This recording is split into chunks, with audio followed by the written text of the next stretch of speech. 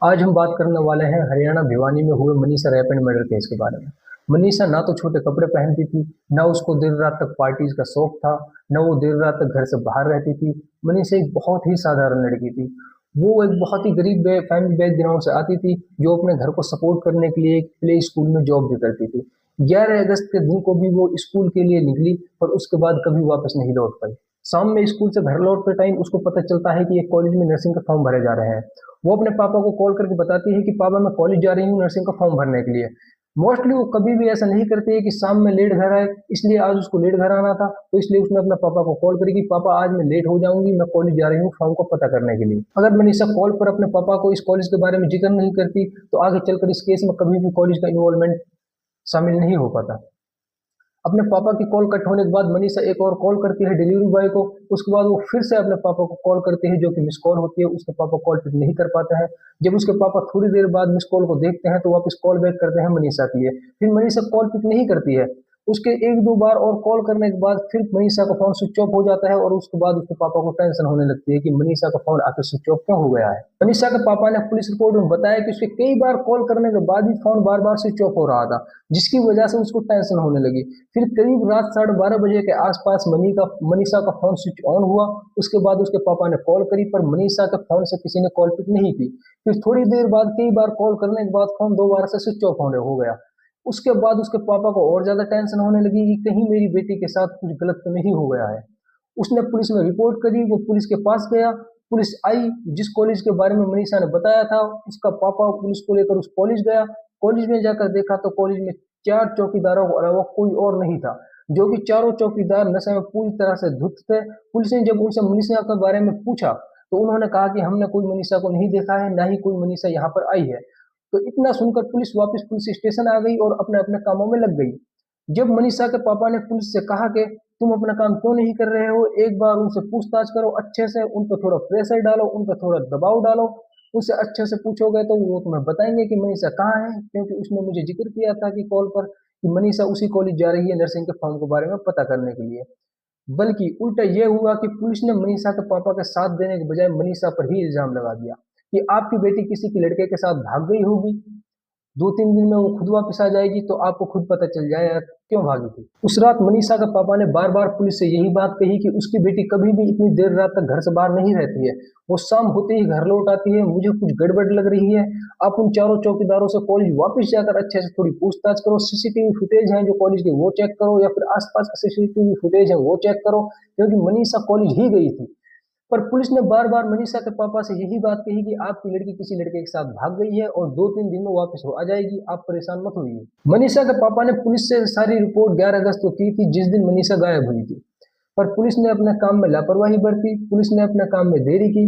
उसके बाद 13 अगस्त को मनीषा के पापा को खबर मिली कि मनीषा की लाश दूसरे गांव में खेतों में पड़ी हुई मिली है। जब मनीषा के पापा ने मनीषा की बॉडी को जाकर देखा, तो उनकी रूह कांप गई। मनीषा के पापा ने देखा कि मनीषा के फेस पर स्किन ही नहीं है। ऐसा लग रहा है कि जैसे उसके फेस पर किसी ने तेजाब डालकर स्किन को जानबूझकर जला दिया है। उसकी सांस लेने वाली जो नली होती है वो ही गायब थी, जिस नली से हमारा खाना पेट में पहुंचता है वो नली गायब थी, और उसकी एक किडनी भी गायब थी। यहाँ तक कि मनीषा की बच्चेदानी भी उसके पेट में नहीं थी, जो कि उसका पेट पूरा फटा हुआ था, जो साफ नजर आ रहा था अंदर की चीजें कि कितनी लापरवाही से, कितनी बेदर्दी से उसको मार दिया गया है। उसके बाद वहां से मनीषा की बॉडी को भिवानी सिविल हॉस्पिटल पोस्टमार्टम के लिए भेजा गया। लगभग 13 अगस्त शाम 6:25 पर मनीषा की बॉडी का पोस्टमार्टम हुआ। जब पोस्टमार्टम की रिपोर्ट आई, तो डॉक्टर्स ने बताया कि मनीषा की बॉडी पर कई सारे चोट के निशान थे। सलवार आगे से फटी हुई थी, सलवार का नाड़ा खुला हुआ था, शरीर पर बहुत ही ज्यादा रेडिश निशान थे। अब आपको मैं बताता चलूं कि रेडिश निशान वो होते हैं, डॉक्टर लैंग्वेज में रेडिश निशान उनको बोला जाता है, जो कि किसी भी एक जीवित इंसान को दिए जाते हैं जब उसमें जान होती है, जब वो मरा नहीं होता है। मरने से पहले जो चोटों के निशान दिए जाते हैं उनको रेडिश निशान कहते हैं। और मनीषा की बॉडी पर जो घाव थे उनके आसपास काटने के निशान थे। पहली पोस्टमार्टम जो भिवानी में हुई, उसमें डॉक्टर्स ने साफ क्लियर किया कि मनीषा का रेप एंड मर्डर हुआ है। डॉक्टर्स ने बताया कि मनीषा की बॉडी पर जो घाव के निशान थे उनके आसपास काटने के निशान थे। मनीषा के गले को किसी धारदार हथियार से काटा गया है, और मनीषा के साथ रेप एंड मर्डर हुआ है। उसके बाद पता नहीं क्यों प्रशासन ने फिर एक बार मनीषा की बॉडी को पीजीआईएमएस रोहतक पोस्टमार्टम के लिए भेजा। जब पीजीआईएमएस रोहतक के पोस्टमार्टम की रिपोर्ट आई, तो पीजीआईएमएस रोहतक की postmortem report Bhiwani civil hospital की पोस्टमार्टम की रिपोर्ट से बिल्कुल ही अलग थी। जो भी भिवानी सिविल हॉस्पिटल की पोस्टमार्टम रिपोर्ट में चीजें बताई गई थी, पीजीआईएमएस रोहतक में हुए पोस्टमार्टम रिपोर्ट में उन सभी चीजों को नकार दिया गया। अगर हम पीजीआईएमएस रोहतक की पोस्टमार्टम रिपोर्ट की माने तो मनीषा ने एक कीटनाशक दवाई पीकर सुसाइड की थी, और जो भी उसके शरीर पे मतलब कि उसके शरीर के अंग गायब थे, तो डॉक्टर्स ने कहा और पुलिस ने कहा कि उनको जंगली कुत्तों और जंगली जानवर खा चुके थे। पीजीआईएमएस रोहतक की पोस्टमार्टम रिपोर्ट में रेप और मर्डर की कहीं भी कोई पुष्टि नहीं की गई थी। अब सभी नॉर्मल आदमी और मनीषा के घर वालों का मानना था कि हम जब दो जगह पर पोस्टमार्टम हुआ है तो और दोनों जगह पर पोस्टमार्टम रिपोर्ट अलग अलग आई है, तो हम कौन सी रिपोर्ट को सच माने। जब लोगों ने पुलिस से सवाल किया कि अगर पीजीआईएमएस रोहतक की पोस्टमार्टम रिपोर्ट के हिसाब से मनीषा के साथ रेप और मर्डर नहीं हुआ है, तो मनीषा के शरीर के अंग गायब कहाँ हैं?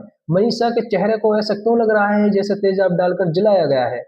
तो पुलिस ने कहा कि मनीषा की बॉडी 2 दिन तक जंगल में खेतों में पड़ी रही, जिससे जंगली जानवर और जंगली कुत्तों ने उसकी बॉडी को आधे से ज्यादा खा लिया, जिसकी वजह से उसके शरीर के अंग थे जो वो गायब थे और चेहरे पर एकदम बर्निंग फेसिस जैसा लग रहा था। पुलिस ने कहा कि मनीषा की बॉडी के पास से एक सुसाइड नोट मिला है, जबकि 13 अगस्त को जब मनीषा की बॉडी मिली थी तो उस टाइम पे पुलिस ने जो रिपोर्ट बनाई थी उसमें सुसाइड नोट का कहीं भी कोई जिक्र नहीं था। 13 अगस्त को जब मनीषा की बॉडी को भिवानी सिविल हॉस्पिटल में पोस्टमार्टम के लिए भेजा गया, तो वहां पर भी पुलिस ने अपनी रिपोर्ट्स में डॉक्टर्स से यही कहा कि उनको भी शक है कि मनीषा के साथ रेप हुआ है और उसका मर्डर किया गया है। पर उसके 2 दिन बाद ही जैसे ही पीजीआईएमएस रोहतक की रिपोर्ट आई, तो उसमें पुलिस ने अपने सारे बयान ही बदल दिए।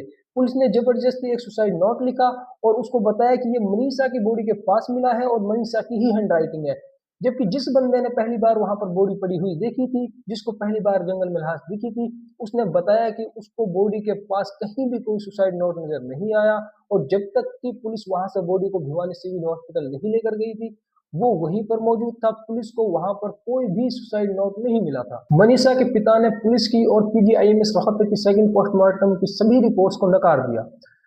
उसने कहा कि मैं अपनी बेटी का अंतिम संस्कार नहीं करूंगा, और न्याय की मांग करते हुए कहा कि प्रशासन कह रहा है कि मेरी बेटी ने सुसाइड की है, पर मैं दावे के साथ कह सकता हूं कि मेरी बेटी कभी सुसाइड कर ही नहीं सकती है, और जब तक मेरी बेटी को न्याय नहीं मिलेगा मैं अपनी बेटी का अंतिम संस्कार नहीं करूंगा। अब इस घटना ने भिवानी जिले में इतना ज्यादा तूल पकड़ा कि लोग प्रोटेस्ट करने लगे। लोग मनीषा को न्याय दिलाने के लिए सड़कों पर उतर आए, जिसको देखते हुए हरियाणा सरकार ने 24 घंटे के लिए चरखी दादरी में इंटरनेट की सभी सेवाएं बंद कर दी गई। लोगों की मांग थी कि मनीषा की बॉडी का एक बार फिर तीसरी दफा दिल्ली एम्स में पोस्टमार्टम कराया जाए और मनीषा के केस को पुलिस से लेकर सीबीआई को सौंपा जाए, क्योंकि पुलिस उसमें निष्पक्ष जांच नहीं कर रही थी, पुलिस सबूतों को मिटाने में लगी हुई थी। लोगों के बढ़ते हुए गुस्से को देखकर और ऑपोजिशन का दबाव में आकर हरियाणा के चीफ मिनिस्टर नायब सिंह सैनी ने आकर ऑफिशियल बयान दिया कि मनीषा की बॉडी का एक बार फिर तीसरी दफा दिल्ली एम्स में पोस्टमार्टम कराया जाएगा और मनीषा के केस को पुलिस से लेकर सीबीआई को हैंड ओवर किया जाएगा। जिसके बाद 20 अगस्त को मनीषा की बॉडी का दिल्ली एम्स में एक बार फिर तीसरी दफा पोस्टमार्टम किया गया और केस को पुलिस से लेकर सीबीआई को हैंड ओवर कर दिया गया। जिसके बाद 21 अगस्त को मनीषा की बॉडी का उसके गांव में उसके पिता ने अंतिम संस्कार किया। अब पहली चीज जो निकल कर आती है कि वो यह है कि अगर पुलिस ने 11 अगस्त की रात को मनीषा के पिता की गई रिपोर्ट को सीरियस लिया होता, एग्रेसिवली काम किया होता, कॉलेज और कॉलेज के आसपास की सभी सीसीटीवी फुटेज निकलवाई होती, कॉलेज में जो 4 कर्मचारी नशे की हालत में धुत मिले थे उनसे अगर दबाव बनाकर अच्छे से पूछताछ की गई होती, अगर मनीषा के ऊपर किसी लड़के के साथ भाग जाने का इल्जाम न लगाकर पुलिस ने अपना काम अच्छे से किया होता, तो शायद मनीषा आज हमारे और उसके घर वालों के साथ होती और उसके घर वालों को आज ये दिन नहीं देखना पड़ता, इतनी सारी मुसीबतें नहीं उठानी पड़ती। पुलिस का काम था कि वो कॉलेज जाकर कॉलेज के सभी सीसीटीवी फुटेजेस निकालें, पर जब वो कॉलेज गई तो कॉलेज वालों ने कहा कि हमारे पास तो सीसीटीवी फुटेजेस है ही नहीं, और जो भी है वो बिल्कुल ब्लैंक है। मतलब पुलिस को कॉलेज वालों ने बिल्कुल ब्लैंक फुटेजेस दी और पुलिस वालों ने एक्सेप्ट भी कर ली जो उनकी रिपोर्ट में लगी हुई है। मतलब आप सोच के देखिए कि ब्लैंक फुटेजेस हैं जिनमें कुछ नजर ही नहीं आ रहा है, जिनमें कुछ दिख ही नहीं रहा है, उनको सबूत हम कैसे मान सकते हैं? उनके बिहाफ पे हम कैसे कह सकते हैं कि हाँ मनीषा यहाँ नहीं आई थी? जो 2 बजे के बाद की फुटेज थी 11 अगस्त की, वो सभी गायब थी, उनका कोई रिकॉर्ड ही नहीं है। तो कॉलेज वालों ने कहा कि हमारा सीसीटीवी फुटेज तो उस दिन चल ही नहीं रहे थे, सीसीटीवी कैमरा 11 अगस्त को काम ही नहीं कर रहे थे, इसलिए सारी फुटेज हैं जो ब्लैंक आई है।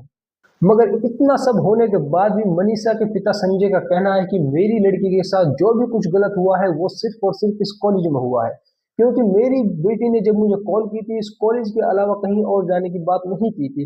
वो सिर्फ़ और सिर्फ़ कॉलेज आई थी और कॉलेज के बाद वो बिल्कुल घर आने वाली थी, जो कि वो वापस घर नहीं लौट पाई उस कॉलेज से। तो मनीषा के पिता का कहना है कि मेरी बेटी के साथ जितना भी कुछ गलत हुआ है, जो भी हुआ है, जितनी भी चीज़ें हुई हैं, वो सभी चीज़ें इस कॉलेज में हुई हैं। कहीं न कहीं इस कॉलेज वालों का, इस कॉलेज के कर्मचारियों का, मेरी बेटी के साथ जो भी कुछ हुआ है, उन सब के पीछे इन्हीं का हाथ है।